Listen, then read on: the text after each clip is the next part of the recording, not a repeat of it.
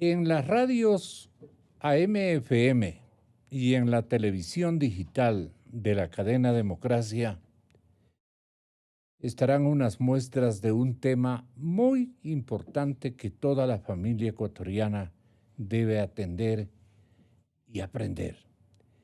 Este momento, señoras y señores, no solamente es privilegiante la comparecencia del señor doctor Pablo Celi, sino del señor Contralor que viene portando hacia el objetivo nacional de enterar a la ciudadanía conforme su comprometimiento en meses anteriores. Ha estado trabajando el Contralor en una infraestructura conceptual muy significativa que tiene que ver con la transparencia y control social. Sí, exactamente, en donde usted tiene un rol y una responsabilidad importantísima. Él es el presidente de la función de transparencia y control social, pero nosotros somos todos los soldados de vigilancia. Si la comunidad ecuatoriana no se fusiona, no entiende este proyecto al que, por lo menos nuestros medios, y deberían ser todos los medios de comunicación, los que nos entreguemos a una tarea de concienciación y de conocimiento de los rubros de transparencia y control social que nos sugiere y que en memoria de nuestro respetable y querido paisano, Julio César Trujillo Vázquez, ha emprendido precisamente, señoras y señores, la función de transparencia y control social, que es Pablo Celi de la Torre, el presidente de esta función. Esto se llama Plan Nacional de Integridad Pública y Lucha contra la Corrupción. Créanme, ecuatorianos, créanme, compatriotas, si es que no nos preparamos con el conocimiento y el adiestramiento y la colaboración con este Plan Nacional de Integridad Pública y Lucha contra la Corrupción, vuelven los amigos de lo ajeno desde los más altos niveles del poder y de la función ejecutiva, legislativa y demás. Porque el descuido, la inobservancia de lo que ha ocurrido y las nuevas generaciones desorientadas pueden ser el caldo de cultivo para que las prácticas que acabaron con nuestra economía, que endeudaron a nuestra gestión estatal para muchísimos años, no sea disipada con un aprendizaje de parte de la comunidad ecuatoriana, de ustedes que me están escuchando. Este plan es por la integridad pública y la lucha contra el cáncer de la corrupción. Yo le agradezco por este gesto de haber compelido todo este esfuerzo en este libro, que entiendo que este folleto, que este compendio de lineamientos de lucha contra la corrupción en un plan integral,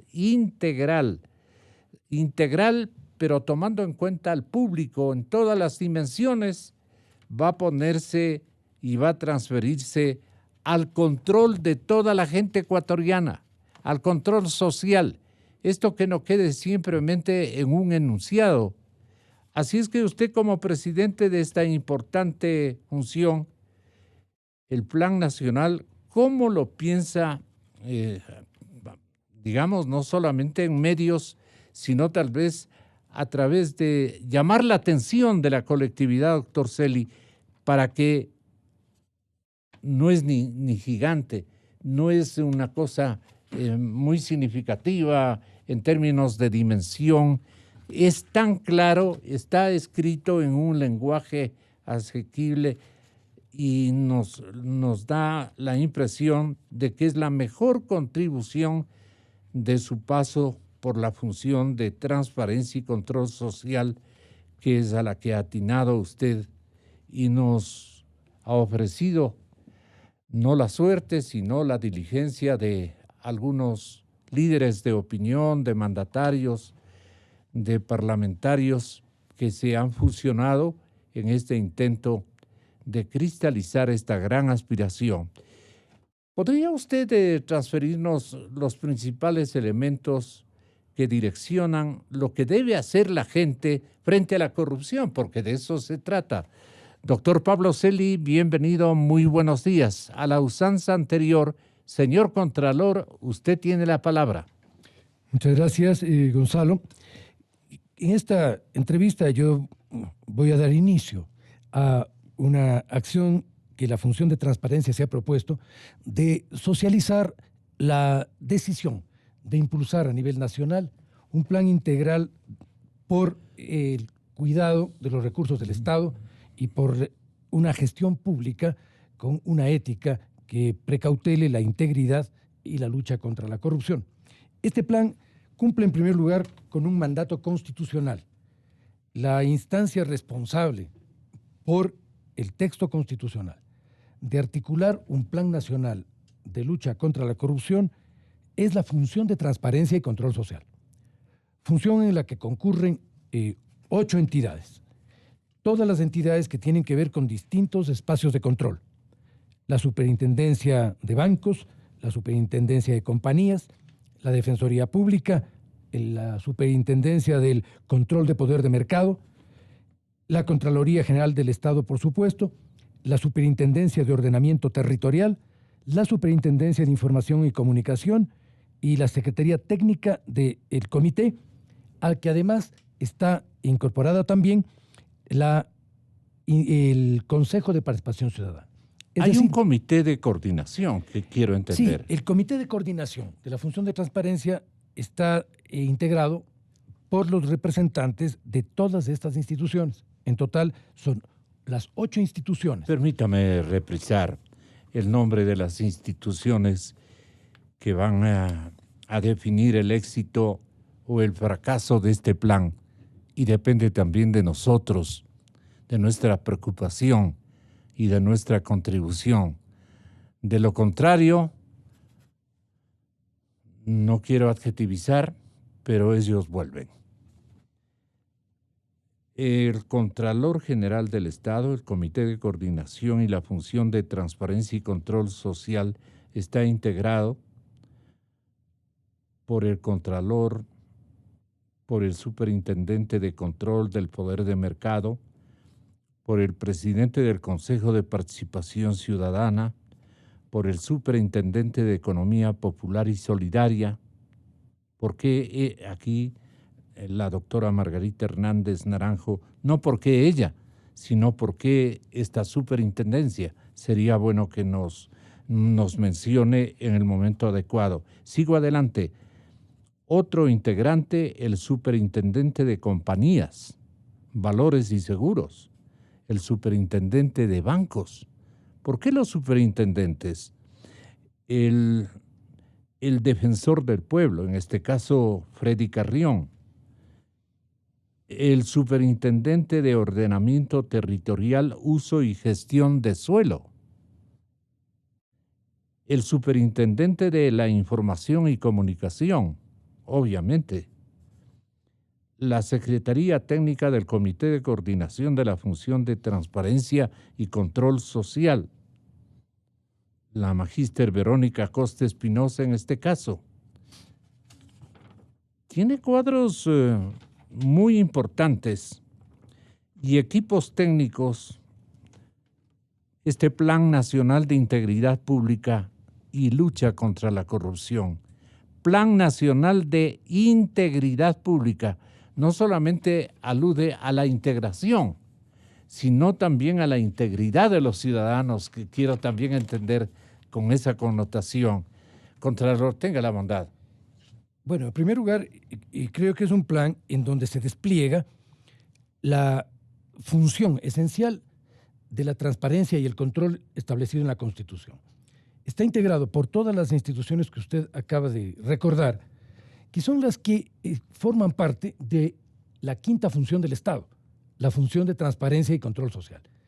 Esta función tiene la obligación constitucional de articular el plan al cual nos estamos refiriendo. Y para esto cuenta con equipos técnicos que las distintas instituciones han destacado para que este plan sea el resultado de un trabajo interdisciplinario, de una cooperación interinstitucional y que por lo tanto pueda abarcar dos dimensiones fundamentales del control. Todo lo que son las instituciones de control público y el control ciudadano, el control social. Hay tres principios que son fundamentales para articular estos dos tipos de controles. El principio de integridad pública, el principio de responsabilidad y el principio de rendición de cuentas. Son tres aspectos que permiten articular una estrategia que precautele no solamente el buen uso de los recursos del Estado, sino el adecuado uso desde el punto de vista de su planificación, presupuestación y empleo en el desarrollo económico y social. Este tipo de mandato constitucional apunta a una acción institucionalizada que tenga continuidad, integridad y sistematicidad. No se trata de respuestas coyunturales, ocasionales a circunstancias. Se trata de garantizar una estrategia de control público con un adecuado acompañamiento organizado del control social. En el plan estamos planteando también... ¿Cómo se garantiza con este plan el seguimiento? En el plan estamos planteando una articulación de tres objetivos que son los que van a garantizar precisamente una sistemática institucionalización de estas acciones. El primero tiene que ver con la promoción de la integridad en la gestión pública y privada que se desarrolle con recursos públicos. Porque aquí hay un aspecto muy importante. No se trata solamente de la integridad del funcionario, se trata también de la integridad de empresas, entidades y personas privadas que contratan con el Estado. Es muy importante armonizar una normativa, un conjunto de procedimientos y una cultura ética por la cual las dos partes del proceso de gestión de recursos públicos, aquella que nace del Estado y aquella que se ejecuta con manos privadas, se ajusten a la normativa, a los principios jurídicos, a los principios éticos y al recto uso de la administración. Y las dos instancias van a ser convocadas. Para eso precisamente se trata de, en primer lugar, tener una normativa clara, que prevenga, disponga procedimientos que sean no deliberativos, que sean de unívoca interpretación y que sean también sancionatorios con el incumplimiento. Generar a partir de esto mecanismos de acción integrada del sector público y privado que nos permitan una acción preventiva. Es esencial que la lucha institucionalizada contra acciones ilícitas tenga en primer lugar un fundamento preventivo. Y cuando debemos sancionar es porque han fallado todos los procesos que debían haber actuado en forma regular. Uh-huh. Creemos que para esto es muy importante... Perdone, ¿y el sector privado cómo podría castigarse? El sector privado, en primer lugar, más que castigarse, que eso ya es una conclusión punitiva y sancionatoria cuando ya las cosas se han hecho mal, nosotros pensamos que el sector privado debe incorporarse proactivamente de manera preventiva. En las jornadas de las que voy a hablar luego, hay una serie de mesas de articulación de iniciativas en las cuales va a estar, por supuesto, el sector privado.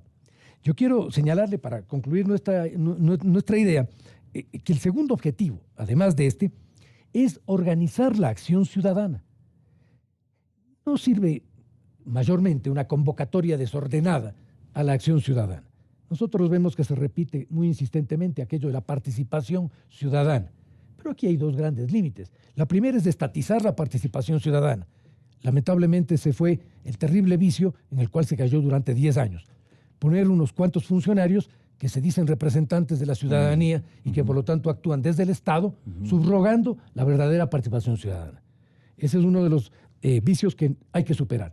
Pero el otro, que es muy grave también, el desorden de esa participación, la inorganicidad. Una de las consecuencias de todo este periodo en donde se subrogó a la ciudadanía es haber roto los canales de comunicación del Estado y haber destruido muchas de las estructuras sociales, a través de las cuales la ciudadanía puede articular iniciativas. El segundo objetivo busca reconstruir esa relación, una relación donde el Estado no subrogue a la ciudadanía y donde el Estado abra posibilidades para que la ciudadanía organizada exprese de manera directa demandas, intereses, requerimientos y también denuncias que le permitan al Estado identificar fenómenos que lesionen el interés público. Un tercer objetivo es la coordinación y cooperación interinstitucional. Un Estado cuyas instituciones están desconectadas entre sí, que funciona como departamentos de estanco, donde cada quien administra estructuras aisladas, jamás podrá tener una lucha integral y una lucha que tenga resultados eficaces.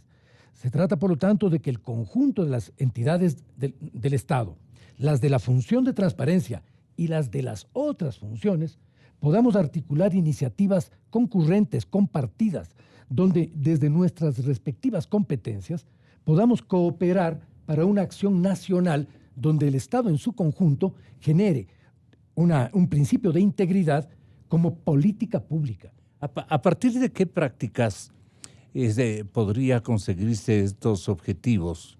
De que primero funcione la memoria social y la memoria administrativa del Estado, se fusionen y se encuadren dentro de lineamientos que están diseñados aquí, con prácticas que puedan dar y otorgar seguimientos específicos a cada uno de los elementos que han permitido una corrupción generalizada en nuestro país? En primer lugar, tienen que haber principios comunes que se apliquen en toda la normativa y en todos los procedimientos de administración pública. Esos principios se resumen en tres: transparencia, rendición de cuentas y vigilancia social. Pero esto había siempre, por lo menos retóricamente. Lamentablemente tenemos una constitución sumamente garantista y sumamente principista y pocas leyes que articulen esas garantías y esos principios constitucionales.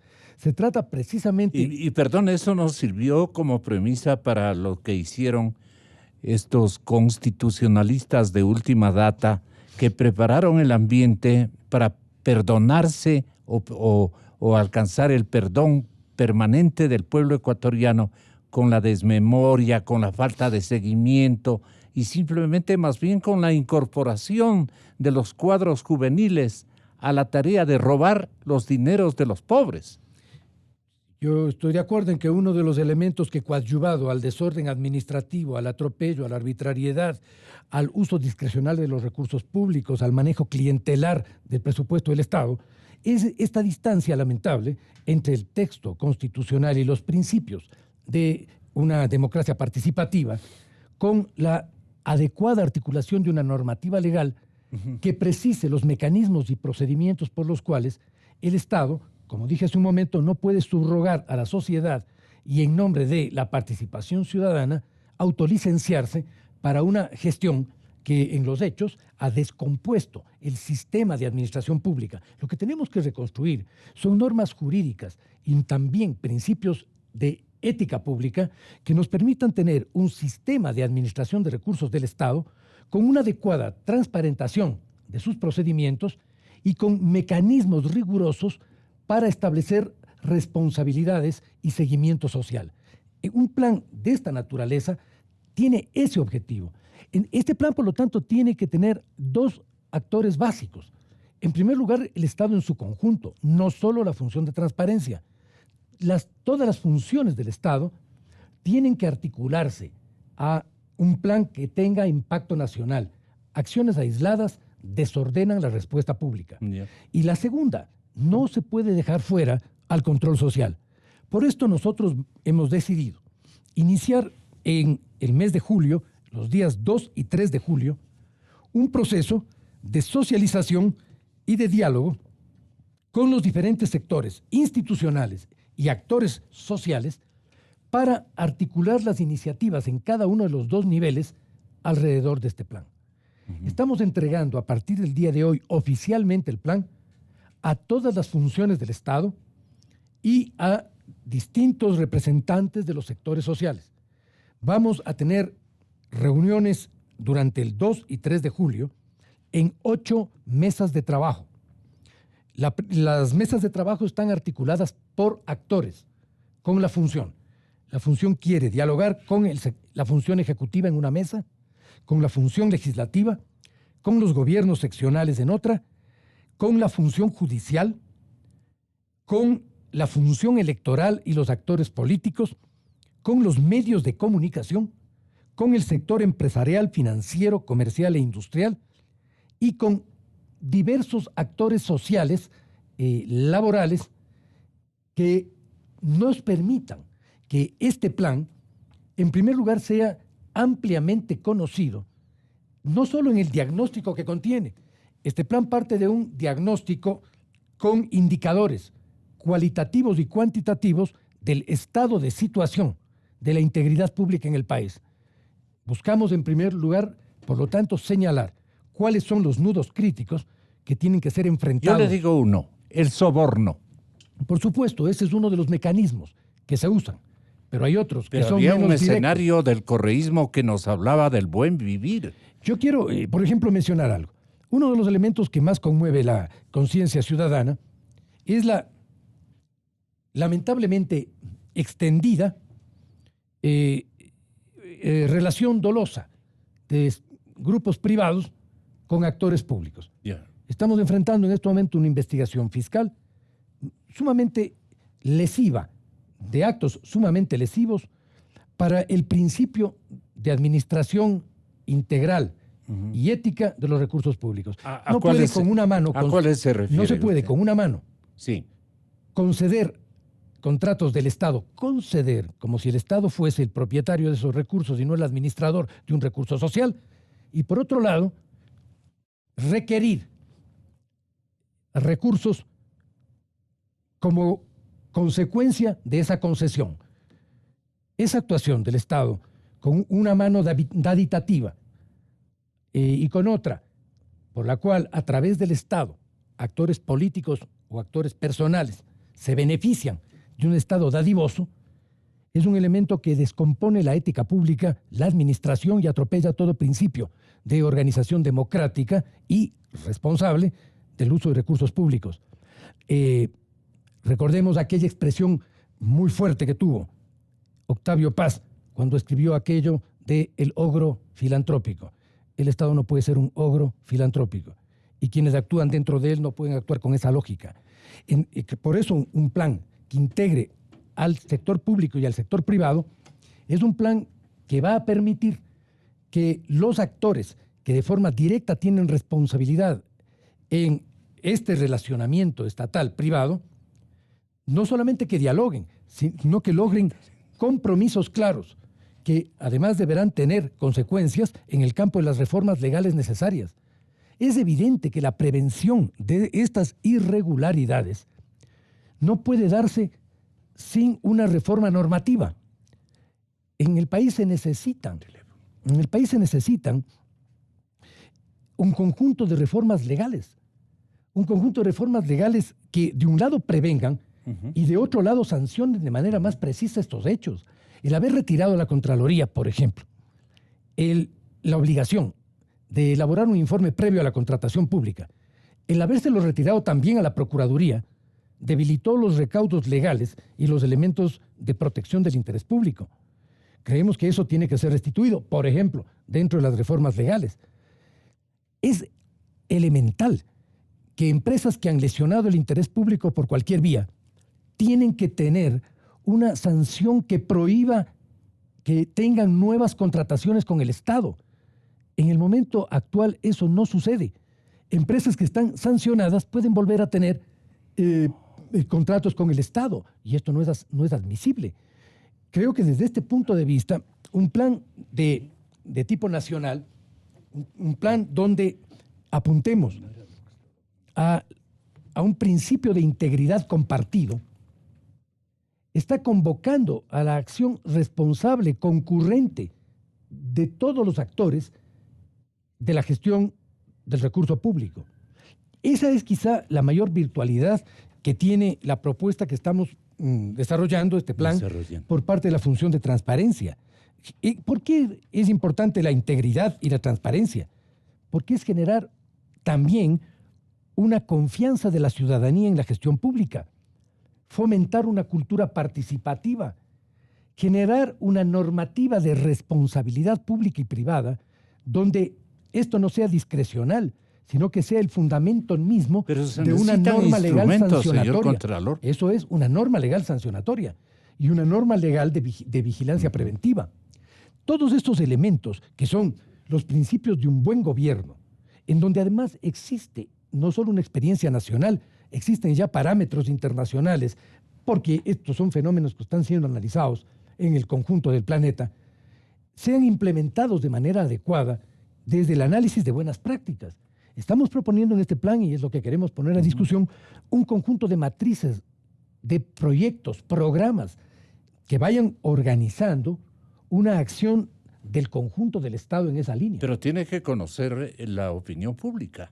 De eso se trata, y yo agradezco por esto este primer encuentro con la opinión pública de varios que vamos a tener en los próximos días, los miembros de la Función de Transparencia, para precisamente poder trasladar a conocimiento del conjunto del país cuál es nuestra visión de cómo trabajar la integridad. Ustedes lo que buscan es la participación ciudadana en este cometido.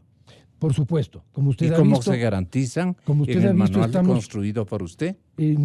Por un lado, bueno, no es mi construcción, la construcción del conjunto de instituciones, que en este momento represento como presidente de la Función de Transparencia. Bien. Esto viene además de un trabajo que se fue acumulando en el último periodo. Con las experiencias del Ecuador de lamentables días por que supuesto, hemos pasado. En el diagnóstico que contiene este plan está el trabajo de todas las instituciones de la función que han aportado, el análisis y el señalamiento de en dónde encuentran los nudos críticos de los procesos de corrupción en el Estado. Esto es muy importante porque si algo es necesario es una adecuada tipología de las lesiones al interés público, porque se puede hablar de manera muy general sobre los problemas de corrupción. Es necesario definirlos con precisión. ¿De qué estamos hablando? ¿De qué tipo de acción irregular? ¿De qué consecuencias tiene? ¿De qué mecanismos pueden existir para prevenirla? ¿De qué normativa es necesario dotar al Estado para poder actuar en la investigación, en la prevención, en la acción judicial y finalmente en la sanción? Hay otro aspecto que es esencial, que es el resarcimiento. Porque aquí hay un conjunto de recursos que se han perdido. Están perdidos. Y que el país necesita sean resarcidos al Estado, resarcidos a la sociedad. ¿Hay cómo todavía? Debemos buscar todos los mecanismos para el resarcimiento. Esto no se lo puede lograr de manera aislada por una institución. Las competencias están divididas. La Contraloría puede llegar hasta cierto punto, la Fiscalía otro, necesitaremos de la UAFE para otros, y de las propias otras instancias de control, como son las superintendencias, para otro tipo de mecanismos. ¿Y usted qué propone? Nosotros estamos proponiendo... ¿Premios para los que se resuelvan a ejercitar una tarea de rendir cuentas, no solamente en el enunciado, sino rendir cuentas con integridad, como usted dice, y transparencia? ¿Usted cree que alcanzará esos objetivos? Ya los hubiéramos alcanzado en sensibilidades primarias, digamos, de la mismísima Iglesia. La Iglesia ecuatoriana, en este momento, señor Contralor, asume las funciones que dicen van a representar a la ciudadanía ecuatoriana. Y están todos los devotos precisamente de la corrupción generalizada que ha venido predominando en el ambiente social. Esto perjudica naturalmente a la lucha que usted y todos los medios de comunicación estamos haciendo.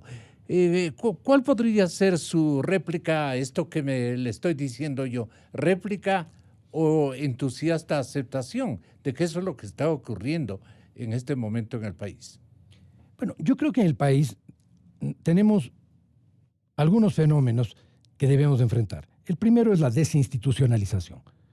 Lamentablemente, la década de arbitrariedad a la que nosotros venimos tratando de superar es la década de la desinstitucionalización, de una democracia sin controles, sin procedimientos, unilateralmente y en forma omnímoda administrada desde el Ejecutivo, donde se descompusieron las otras funciones del Estado, donde se limitaron capacidades, donde la normativa legal fue también debilitada para permitir la arbitrariedad decisional. Estamos analizando, por ejemplo, lo que han significado los decretos de emergencia como recurso para licenciar a la administración pública de procedimientos legales en la contratación. Elementos de este tipo fueron debilitando los recaudos jurídicos y administrativos que un Estado democrático tiene para precautelar el uso de los recursos, por ejemplo.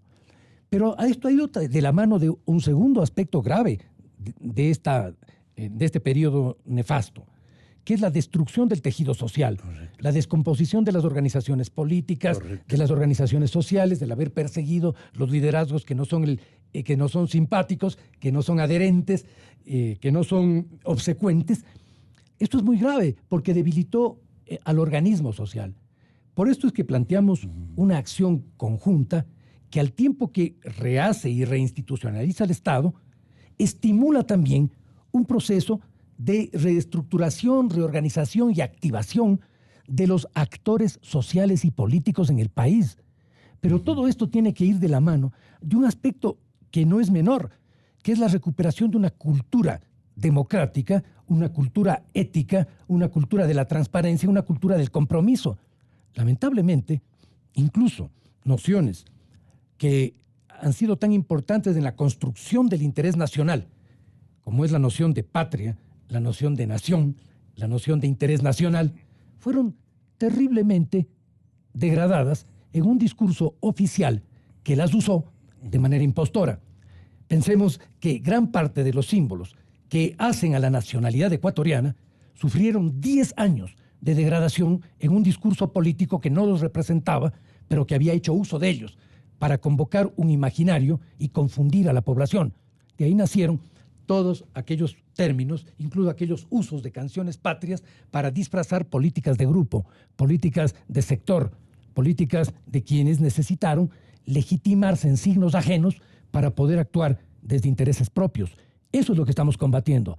La pérdida de integridad también en el discurso político, la pérdida de integridad en el discurso del Estado, la pérdida de integridad en la coherencia que tiene que haber entre lo que es, lo que el gobierno dice, lo que hace y lo que el gobierno representa. Todo eso fue descompuesto, claro, porque se habló en nombre de una sociedad que no representaban, de un pueblo que fue absolutamente enajenado, de una organización política que fue destruida y de un Estado que fue desinstitucionalizado.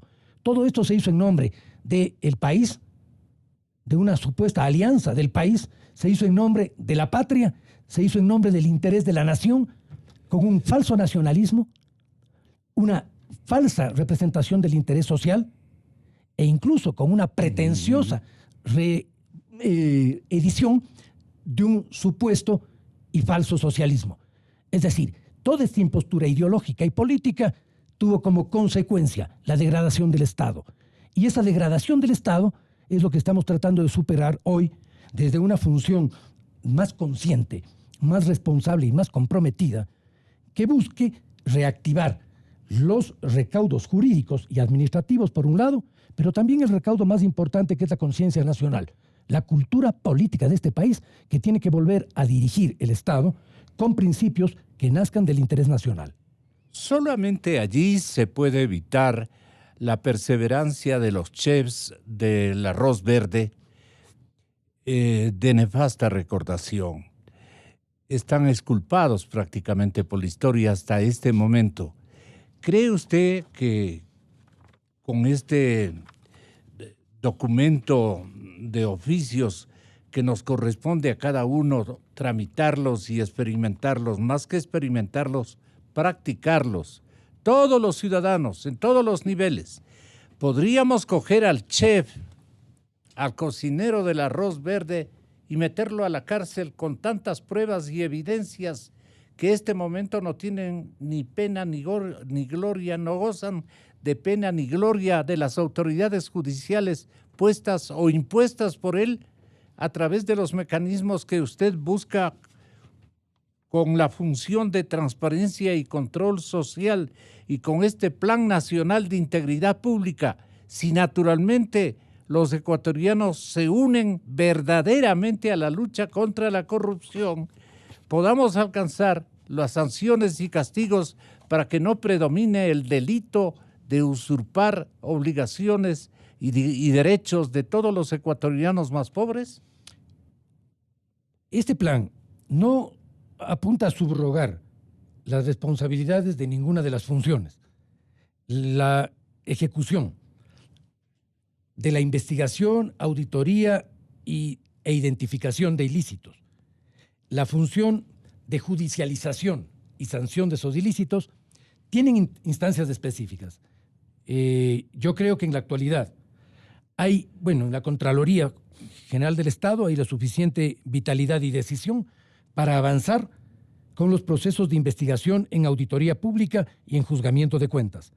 Creo que en la Fiscalía General del Estado hay un proceso de reconstitución muy importante bajo la conducción de Diana Salazar, donde la Fiscalía está dando muestras de un claro compromiso para llevar adelante lo que es su responsabilidad constitucional, que es estructurar una investigación que permita sustentar procesos judiciales cuando se deriven responsabilidades de índole penal.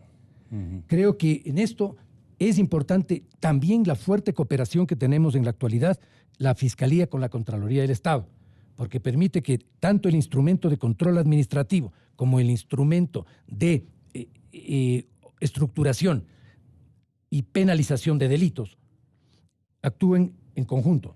Esto es un gran avance. Creo que hemos avanzado menos en la cooperación con el sistema judicial. Hemos avanzado menos no porque no exista esa voluntad. Hemos tenido reuniones muy importantes con la titular de la Corte de Justicia y hemos tenido reuniones también con la titular. Pero el Consejo de la Judicatura sigue siendo un partido político.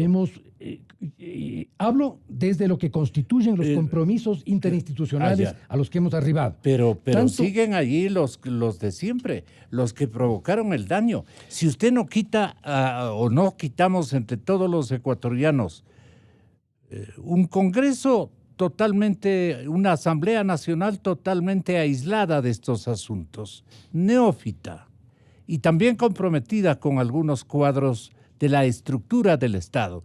Es decir, el microbio está en todas partes.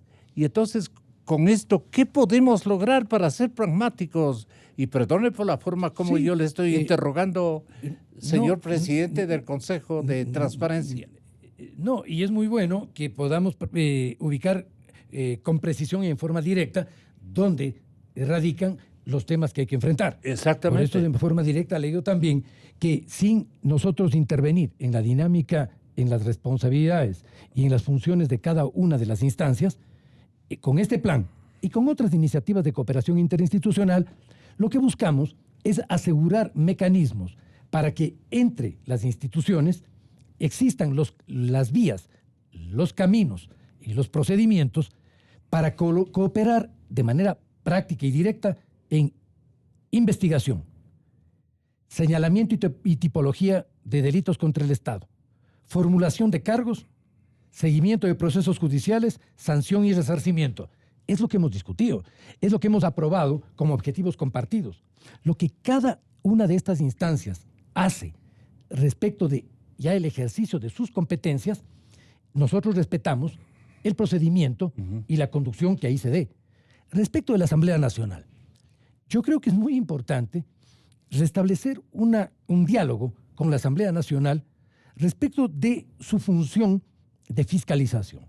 La Asamblea tiene dos dimensiones donde puede aportar significativamente: legislar y fiscalizar.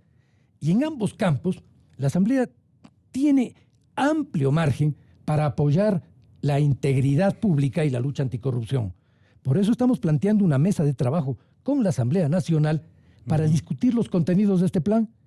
Y eso significa discutir con los grupos políticos que hacen la Asamblea Nacional y también con su estructura de administración, qué requerimientos son indispensables en términos de reformas legales, porque esto no puede avanzar si nosotros no armonizamos la Constitución y el conjunto de la normativa conexa.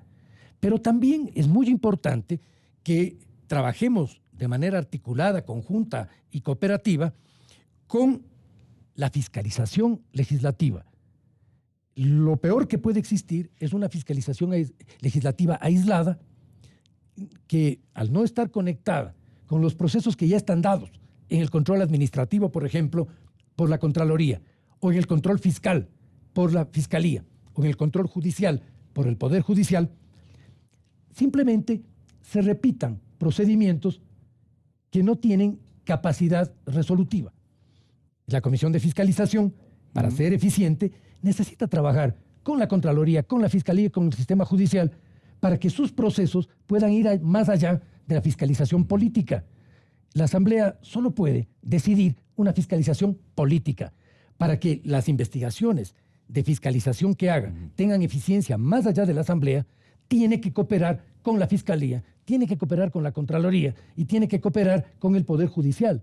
No hay otra manera. Desde este punto de vista, lo que estamos haciendo es una convocatoria al conjunto de funciones del Estado para que cada quien cumpla sus competencias, pero que lo hagamos de manera cooperativa, de tal manera que los esfuerzos no sean aislados, parciales, inconexos, sino que todo concurra. Es lo que ha ocurrido en los últimos años. Es lo que ha ocurrido en los últimos años. Lamentablemente sí, porque el momento en el cual cada una de las instancias del Estado actúa con sus propios objetivos, sí, desde sus propias funciones, sí, pero de manera totalmente inconexa, es imposible llevar a adecuada conclusión procesos de control administrativo y de control legal. Si es que las cosas que hace la Contraloría no fluyen en la Fiscalía, y si las cosas que hace la Fiscalía no fluyen adecuadamente en el sistema judicial, lo que hagamos desde cualquiera de estas instituciones en algún momento termina siendo limitado. Lo que haga la Asamblea Nacional en términos de fiscalización, si es que no se sustenta en auditorías profesionales y si no se proyecta en procesos judiciales, no tiene ninguna consecuencia que no sea el debate político dentro de la Asamblea. El espectáculo entonces yo creo que es muy importante. Con otras intenciones, ¿no? Y yo con creo que por eso es muy réditos. importante tener un plan proactivo, un plan que no busca subrogar a nadie, excluir a nadie. ¿Qué es un plan proactivo? Aunque seamos reiterativos en exigencia un plan al cual a su discurso. Un plan al cual concurre cada quien desde sus competencias, pero con abierta disposición a cooperar con las competencias del otro. Es decir, un plan que lo que busca es romper los departamentos de estanco. ¿Quién desarticuló? ¿Cuál es el modelo de desarticulación de la cooperación interinstitucional que predominó en la etapa del correísmo y que logró su principal objetivo? La impunidad. El hábito de ejercer dos cosas. Uno, subrogar a otros en sus funciones, es decir, tener un ejecutivo que subrogó a todas las funciones del Estado y les impuso un ritmo, una actuación y límites para su trabajo. Ese es el uno. Y el segundo, el que cada una de esas funciones admitieron esa subrogación, debilitaron sus capacidades y, por lo tanto, encubrieron una situación de debilitamiento institucional del Estado en su conjunto. Hoy se trata de encarar esto, de asumir de manera responsable y crítica los hechos que se han dado, pero no en el sentido de un lamento interminable por esos hechos. ¿Qué les dice a las gentes sino de crear mecanismos para superarlos? Que seguramente se recuerdan ellos mismos sus expresiones. Mejor estábamos con Correa.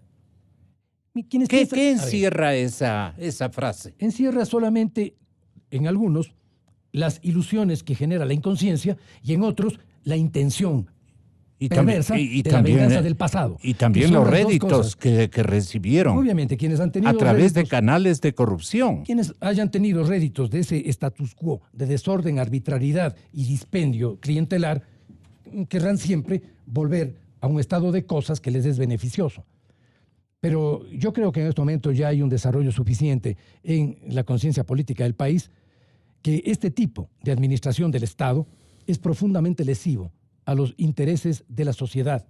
Y yo insisto siempre que el Estado existe en tanto expresa intereses sociales y lo que aquí se traicionaron fueron intereses sociales profundos. Entonces creo que es muy importante recuperar el principio de la soberanía popular, el principio del interés público, el principio del interés nacional, de tal manera que el Estado vuelva a ser lo que debe ser en todo proceso. En los momentos cimeros de la historia de este país, en los momentos en donde se configuró su independencia, en los momentos en los cuales se consolidó su construcción como nación, el interés público y el interés social se encontraron en una acción mancomunada. Cuando esos dos intereses se divorcian, no hay proceso que pueda llamarse revolución de ninguna índole. Cuando se invoca la revolución liberal, cuando se invocan las revoluciones independentistas, para ser coherentes con esa convocatoria, debemos reconocer nuestras propias responsabilidades actuales en lo que esas dos transformaciones históricas hicieron y otras que se dieron en el tiempo. Poner en armonía la acción del Estado con el interés social, no disociarlos. Quien durante 10 años disoció esos dos intereses y produjo este terrible vacío de representación social en el Ecuador, no puede invocarse ni alfarista, ni independentista, ni nacionalista. Es allí donde está la impostura política e ideológica en la que yo insisto como un elemento muy importante para poder avanzar en la cultura política y poder avanzar, por lo tanto, en una sólida base de pensamiento, de valores, para que el Estado pueda ir logrando formas adecuadas a las exigencias del desarrollo económico, del desarrollo social, de la superación de las terribles condiciones de inequidad a las que este país ha sido empujado. En la época del MPDismo, el Movimiento Popular Democrático,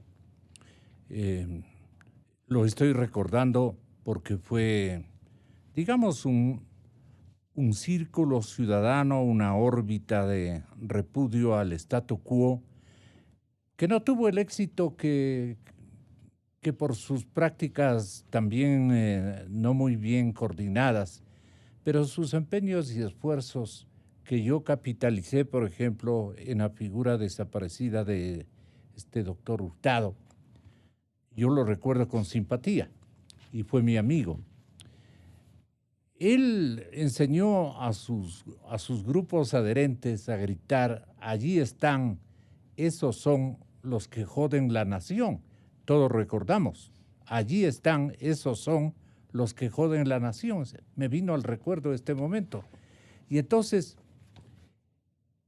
la ciudadanía desorbitada, digamos, ante tantos empeños de corrupción de esos tiempos, se emocionaba y aglutinaba empeños y esfuerzos de solventar esta situación de círculo de corrupción.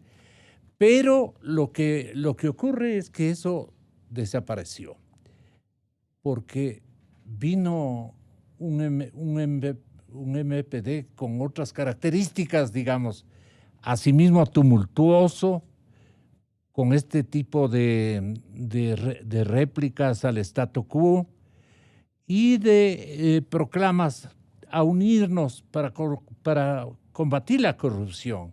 En el un lado y en el otro hay diferencias enormes, pero cada uno sabe administrar en su fiel memoria lo que ocurrió entre uno y otra circunstancia. ¿Pero por qué traigo a colación aquello? Porque la veeduría ciudadana, porque la institución del Observatorio Ciudadano, en el que usted se ha quemado las pestañas en los últimos días para cuajar como mecanismos certeros de participación ciudadana, estas llamadas defensorías comunitarias, estos comités de usuarios que usted crea en esta exhortación, una ley de exhortaciones, que no queremos que se convierta en eso. Comités de usuarios, formas organizativas que efectivizan el mecanismo de control social de carácter permanente como interlocutores entre los prestadores del servicio y los usuarios. Estas defensorías comunitarias que usted nos plantea son formas de organización de la comunidad en parroquias, en barrios, en sectores rurales urbanos para la promoción, defensa y vigilancia de los derechos. Lo mismo le estoy haciendo advertir o notar a la colectividad. Lo mismo proclamaba el sujeto que gobernó este país durante más de una década. El Observatorio Ciudadano se constituye por ciudadanos, dice usted, u organizaciones ciudadanas interesadas en elaborar en conjunto con la academia y los expertos diagnósticos, seguimientos técnicos independientes para impulsar, para monitorear y para vigilar el cumplimiento de las políticas públicas que hablen de honorabilidad, de buenas cuentas, de rendición de ellas a consideración de todos los públicos, desde nuestros niños hasta los adultos mayores. Yo veo encerrado ese su anhelo, pero no quedará en retórica. ¿Por qué circunstancias podrían nuevamente quedar en retórica? Esto que nos está usted pidiendo, no romper la unidad para llegar a estos propósitos y a estas metas, señor Contralor Celi. Es mi mayor contribución que le hago en apoyo al estatuto que usted nos está concientizando y empero a la ciudadanía para que se alinee en estas fuerzas sociales que acaben con la corrupción. Bueno, usted ha sido muy abarcante en los temas y voy a tratar... Siempre me caracterizo por eso. Y voy a tratar de ordenarlos en una respuesta en lo posible corta y directa. En primer lugar, no son mis iniciativas personales. Quiero que eso esté bastante claro. Este es un plan del conjunto de la función de transparencia. No era mi intención aquello. No, yo entiendo. Sí. No son mis iniciativas personales, yo las asumo como presidente de la función de transparencia y las promuevo en calidad de tal. Son el resultado de un trabajo muy sistemático. Sus iniciativas son fantásticas. Lo que yo le digo es, qué pena que no llegue a fructificar o a arrojar frutos si no sabemos los ciudadanos comportarnos en los lineamientos que usted nos precisa, por primera vez nos precisa actuar corporativamente en círculos ciudadanos. Sí, gracias Gonzalo. Por eso hacía esta primera aclaración, que esos lineamientos son resultado de un trabajo integral de todas las funciones. Y colectivo. Es un trabajo colectivo. Yo tengo que felicitar al equipo técnico. Aquí han participado equipos técnicos de todas las instituciones, gente que es experta en procesos de administración pública, en procesos de auditoría, expertos también en normativa legal, expertos en seguimiento de procedimientos dentro y fuera del Estado. Es decir, esto es un trabajo donde han intervenido equipos del mayor y más alto nivel por parte de las instituciones. Solo así podemos lograr una formulación que recoja las buenas prácticas, plantee principios y señale mecanismos objetivos. Esa es la virtud que tiene este plan, que, insisto, es de la función. En segundo lugar, usted menciona algo que es muy importante y que tiene que ver con la construcción de una voluntad ciudadana y una voluntad social. En este país han habido muchísimos momentos e innumerables fuerzas sociales y políticas que han venido buscando y vienen buscando un Estado que represente efectivamente a la nación y que efectivamente represente el interés de la sociedad. Un Estado democrático, un Estado participativo, un Estado igualitario, un Estado que desarrolle el principio de equidad social, que armonice el interés público y el interés social, que promueva un proceso de desarrollo, crecimiento inclusivo, donde el capital y el trabajo tengan su espacio y un espacio fundamentado en la equidad y la justicia. Creo que hay muchas organizaciones que han trabajado en esto. Usted ha mencionado una de ellas. Podríamos hacer la historia de las organizaciones sociales y políticas de izquierda y no tan de izquierda de este país, que todas han venido confluyendo y concurriendo en principios bastante compartidos. Creo que hoy las condiciones mundiales cambiaron e impusieron distintos patrones para la organización de los intereses de las sociedades y también distintos patrones para la inserción de los países, los territorios nacionales y los estados en un proceso económico y en un proceso social, cultural e incluso político transnacionalizado. Hoy, por lo tanto, la experiencia de todo este tipo de momentos de la historia y de las agrupaciones sociales y políticas del país enfrentan nuevos desafíos, nuevos escenarios que requieren una mayor imaginación. No solo imaginación sociológica, necesitamos más imaginación política y más creatividad cultural. Eso exige, por lo tanto, una gran apertura de pensamiento para recoger la historia ¿hacia dónde debe con apuntar principios nuevos, con objetivos nuevos. La creatividad cultural. Yo creo que para ir en ese aspecto al tema que nos convoca hoy, hay un aspecto central que es una cultura política donde la sociedad en su conjunto asuma el interés público como interés propio, donde culturalmente nosotros identifiquemos la gestión del Estado como una gestión que se hace desde la administración de intereses que son míos. El Estado tiene que ser interiorizado por los ciudadanos y para esto tenemos que tener un Estado que represente efectivamente a los ciudadanos, porque nunca los ciudadanos vamos a interiorizar un Estado que nos atropella, un Estado que abusa, un Estado que habla en nombre nuestro y simplemente direcciona recursos a intereses que no son los de la sociedad, sino que son privados y muchas veces inclusive mezquinos y protervos y abusivos. Obviamente, si el ciudadano mira en el Estado, ¿ya?, un ogro abusivo y avasallador, en lugar de ver en el Estado un espacio de representación y de organización de los intereses del pueblo, vamos a tener siempre una contradicción irresuelta. Y aquello que el Estado no es capaz de hacer entrar por la puerta en el edificio de la democracia, termina asaltando al Estado por las ventanas. Eso es inevitable y en la historia eso se ha dado así.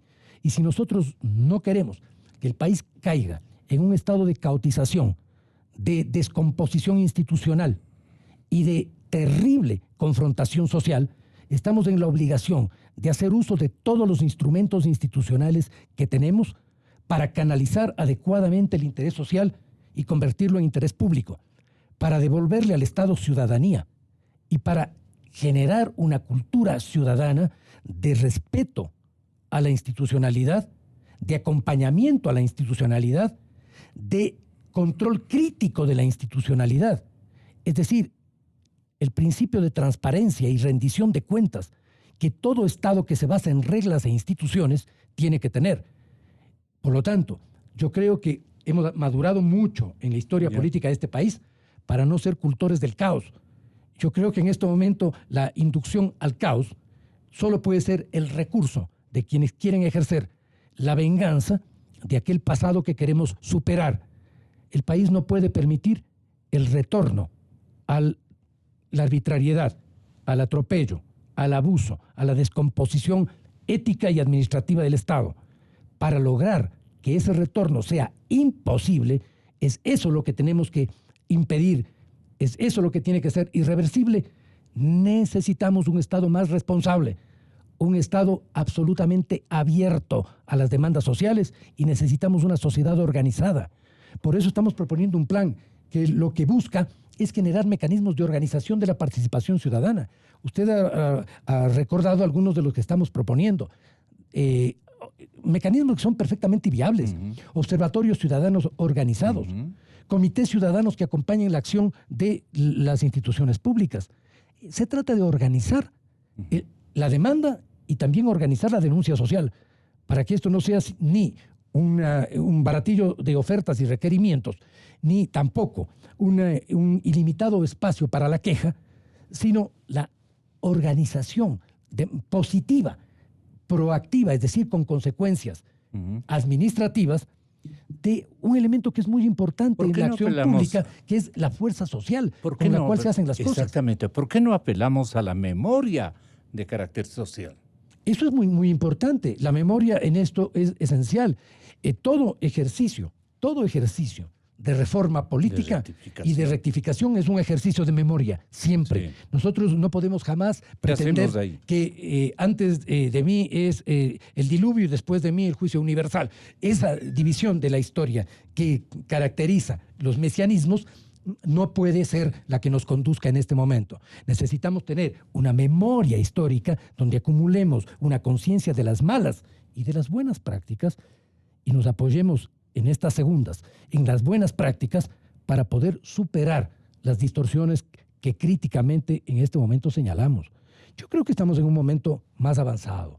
Creo que el primer elemento que permite... ¿Lo veo usted optimista? Por supuesto, es que debo serlo, lo soy en esencia, porque yo tengo una confianza total en la sociedad, en la conciencia pública, en la capacidad de los pueblos y de las sociedades para reaccionar. Los pueblos siempre terminan reorientando sus historias, siempre. Ningún Estado autocrático es eterno. Ningún Estado que atropella a su propia sociedad es eterno. Eso es imposible. Lo doloroso es que sí puede ser largo y que el proceso de superación de las laceraciones que los estados arbitrarios, autoritarios generan en las sociedades son procesos prolongados, son procesos que tienen impacto social muy profundo.